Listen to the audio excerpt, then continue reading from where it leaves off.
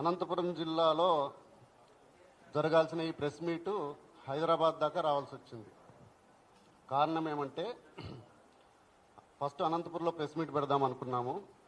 పోలీసులు విపరీతమైన ఒత్తిడి వల్ల మీకు ప్రెస్ పర్మిషన్ కూడా లేదు, ఇవ్వం మేము, మీరు ఇక్కడ పెట్టడానికి వీలు లేదు అని చెప్పడం వల్ల ఆ అనంతపురంలో పెట్టాల్సిన ప్రెస్ మీట్ని కాస్త విజయవాడలో పెట్టుకుందామని చెప్పేసి అనుకున్నాం. విజయవాడలో కూడా సేమ్ పరిస్థితి. ప్రెస్ క్లబ్ దగ్గర పోలీసులందరినీ పెట్టేసి ఎవరిని పోనీకోకుండా ఉండే పరిస్థితికి వచ్చింది. సరే, దాని తర్వాత మిత్రులం అందరం కలిసి ఏం చేద్దాం, ఎట్లా చేద్దాం అనుకుంటే, ఇంకా ఏపీలో మిగతా డిస్టిక్లో ఎక్కడ ట్రై చేసినా కూడా దాదాపు ఇదే పరిస్థితి. దీనికి తోడు మా స్టేట్ కన్వీనర్స్గా ఉన్న అందరినీ వివిధ జిల్లాల్లో వివిధ రకాల సిఐ గారు, డిఎస్పీలు పిలిచి మీరేమీ చేయడానికి వీలు లేదు అని చెప్పేసి కొంతమందిని హౌస్ అరెస్టులు చేయడం జరిగింది.